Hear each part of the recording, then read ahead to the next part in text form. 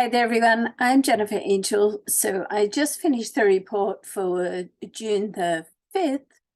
And of course, I'm now doing the whole month of June. However, the first week is going to be included. So it's going to sound the same a little, but I, keep on and, go all the way through because I am doing the whole month. Okay. So,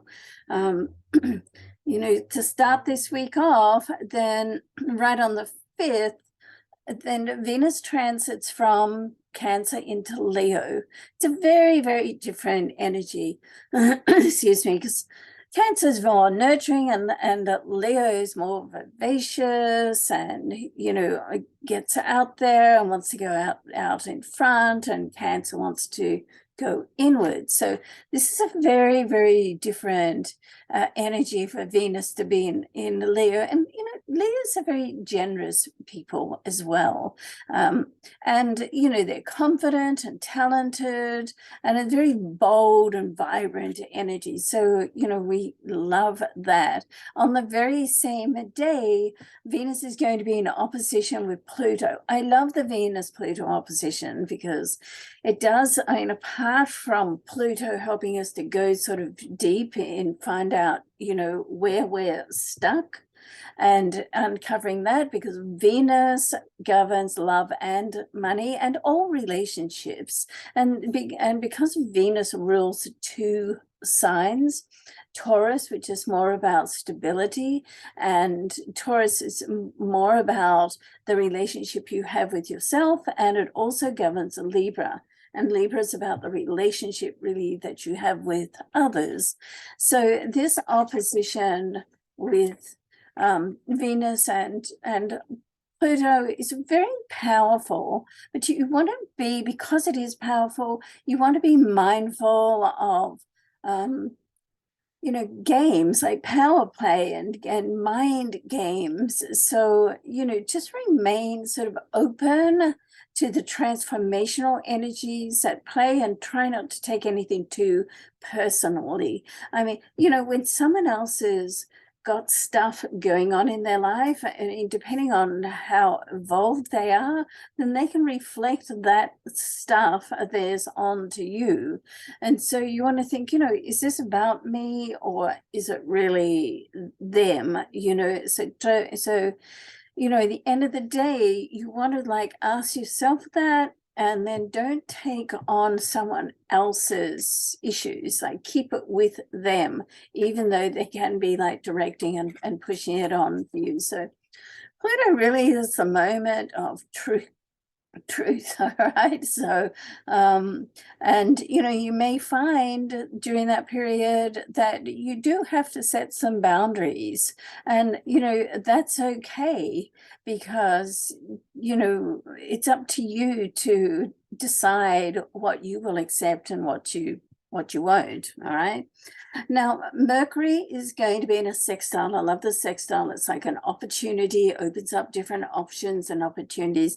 And it's sextiling with Neptune. Now, this is great because Mercury is the planet of communication, creativity and education, and Neptune's more free-flowing and inspirational. So you put these two together because the Mercury is like thinking and learning and information, and Neptune is like imagination. So when you get information, imagination together, and this is happening on the 9th, it's a really, really powerful and amazing connection. And let's not forget, Neptune is associated with dreams and visions and illusions as well.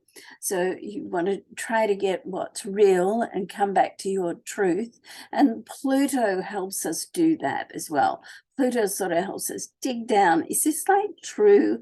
Is this really, me, or is it a fear? Is it an inspired thought, or is it a thought that is governed from fear?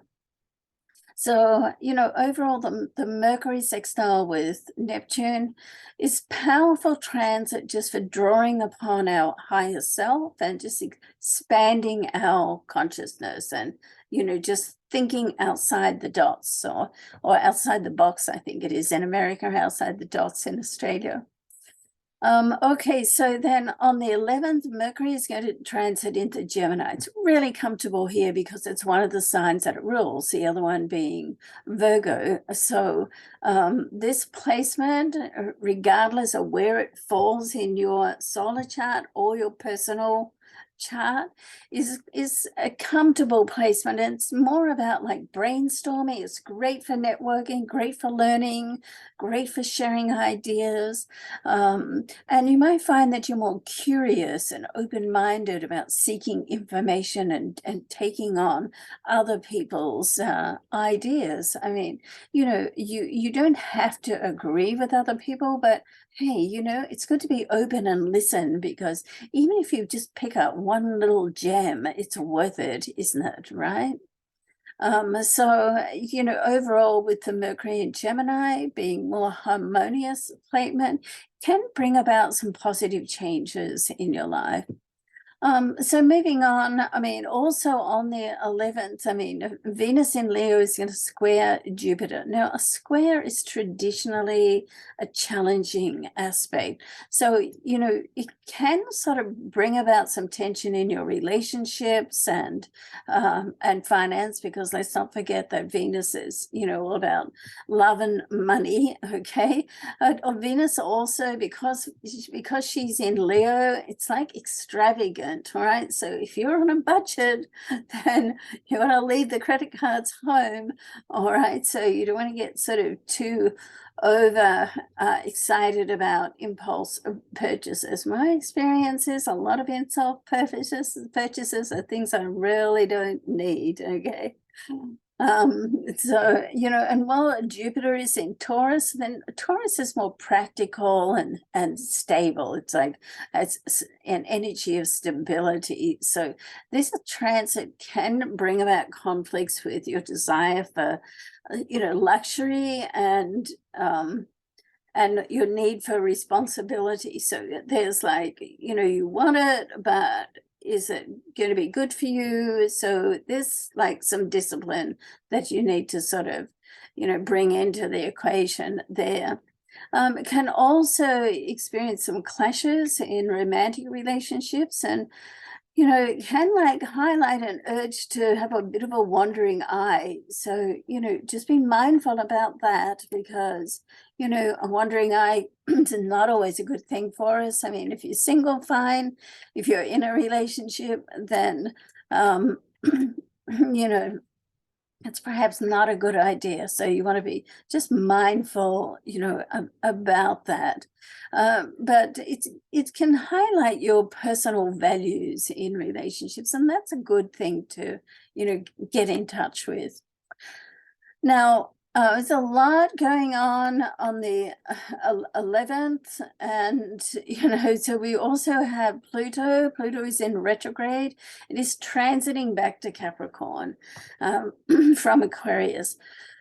Excuse me. And as such, it can be introspective and give you like a chance to step into reflection. Let's not forget that Pluto is a planet of transformation. It also brings a lot of intensity and power. It's known as a power planet. And so in this retrograde, motion and transit can cause some turmoil. It can push you out of your comfort zone. That's a good thing, okay? But while doing that, then, when we're pushed out of our comfort zone, that's when change happens. But in the process of doing that, sometimes we have to face some of our inner fears and our desires. Like, how much do we desire? Are we going to stay in our little sort of comfort zone, or are we going to push out and sort of make some changes in our life, right? So these are all things that you can come up against and just be thoughtful about. But, overall, this transit is powerful as catalyst for growth, for change. It's also a message for you to do the right thing, because Pluto is all about integrity. Now, integrity starts with you. So it's not always sort of what other people are doing. It's about what you're doing for self. Like, for instance, if you say, I'm going to get up every morning and go for a walk. And if you say that often enough and then you don't do it at all, then you set up like a lack of integrity within yourself. You set up like a lack of trust. And for instance, this morning, I really didn't have time to do my walk. And I thought, you know what? I'm going to go out and just do 15 minutes, 10 or 15 minutes, because it's better to do a little than none at all, because then you feel that you are in integrity with yourself, and you feel that, yay, I did it. And tomorrow or the next day, you can do a little bit more. But it starts to form a habit, and starting, like, even if you do a little bit, you get that habit of doing it, and it's easier then to advance with it. But because Pluto is moving back into Capricorn, then it's going to be focused on work, business, your career. So you want to always be, always anyway, particularly when Pluto is involved, you want to take the high road, okay? So operate within the lines of the law and authority always. Now on the 17th, Saturn will go retrograde, and Saturn is now in Pisces. Okay, so, and with this, you can experience, a spiritual or maybe an emotional heaviness, because there's the Pisces is more spiritual, and the Saturn brings sort of the heaviness. So, because Saturn represents structure, discipline, responsibility. And in this retrograde motion, you can have a feeling of just feeling a bit weighed down with your commitments and obligations. So do what you can. So, not everybody needs to be replied to or texts, or work on your priorities. Do what is the most important to you. Ask yourself always, as you reflect, how do you feel about this? Your spiritual beliefs and practices can come up now for questioning as well. Like, how do you feel about that? Do you want to make any changes? Like, Saturn is good for making changes that are long term. Sometimes it's difficult to make a change over Saturn, because it does have that sort of, bit of heaviness about it. But once you do step forward and push through, the changes you make with Saturn can stick. Okay, so that's the great thing. So, so this really is a great time for growth and transformation. As well. So there's a lot of transformation in this month. Some of it's going to be a little bit sort of difficult, and you have to remember that once you get out of your comfort zone, it's going to be uncomfortable, okay? But that's when change is happening, and it's not going to last, okay? So that's when you really make change, and that change can lead to, a great deal of success and happiness. So in that sense, keep the end result in mind. It's going to be worth it, right? All right, so also on the 17th, 18th, depending on where you are in the world, this month's new moon is in Gemini. All right, so a lot going on around that area of the chart. So, and that's going to bring your focus back into communication, learning. And always remember with, communication, there's, it's not just talking, it's listening and watching body language as well, okay? And as Gemini is an air sign, Gemini is known to be sort of, curious and very adaptable, mischievous as well, cheeky, we would say in Australia, translated, that sort of mischievousness. And, this transit really can just help you embrace new things and learning new things, starting new projects. And also, it's a time when your mind is sharp, because Gemini is a thinking planet, and it just opens you to new ideas. So, that's a great thing as well. All right. You can be more social and outgoing during this transit too, and staying flexible and open-minded. You can encounter some different types of situations and people. And unexpected opportunities and challenges that just require you to adapt quickly, and you can be presented with as well. So overall, the new moon in Gemini offers the time for, growth, expansion, and the opportunity to learn something new and embrace change. So, even though some of that can be a little challenging, it also comes with a great deal of excitement. So, try to embrace it. Now, on the 19th, Jupiter in Taurus is going to sextile Saturn in Pisces. I love the sextile. It's like opportunities and, different options to look at. And this astrological transit can bring, a great deal of balance and expansion and stability. So let's have a look at Jupiter. Jupiter, being the planet of growth and abundance, is in Earth sign Taurus. So Taurus emphasizes, practicality, material comfort, aims to be organized. Saturn, on the other hand, is in the water sign Pisces, which Pisces highlights spirituality and emotional sensitivity. And Pisces prefers to go with the flow. So it's totally different, it's an opposite energy than Taurus. But these two planets, although they're opposite energy, do form a harmonious aspect. So in this sense, if you can word them together, so it indicates a time of great productivity, getting organized, which can lead to a sense of purpose, and a sense of purpose that really get a lot of satisfaction and fulfilling, feeling about. So, you can find yourself being more self-disciplined during this time, more organized. And, if you are more organized and different, that's when you can really manifest your dreams and goals with more ease. All right. So it's important to stay focused on what truly matters. Like, where do you want to end up?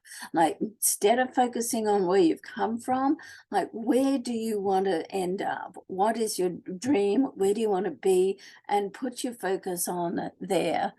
This is a time for building and growing, and you have the power to create solid foundations now for the future, because anything that happens under a Saturn vibration, although it can be difficult to push through, it really sets down solid foundations that stick, so that's the great thing about Saturn. I'm a Capricorn ruled by Saturn, so I've had to come to terms with, Saturn, although it does get a bit of a bad rap. Okay, so on the 21st, as the sun transits into the sign of Cancer, you can find yourself feeling a bit more emotionally sensitive and as well as intuitive.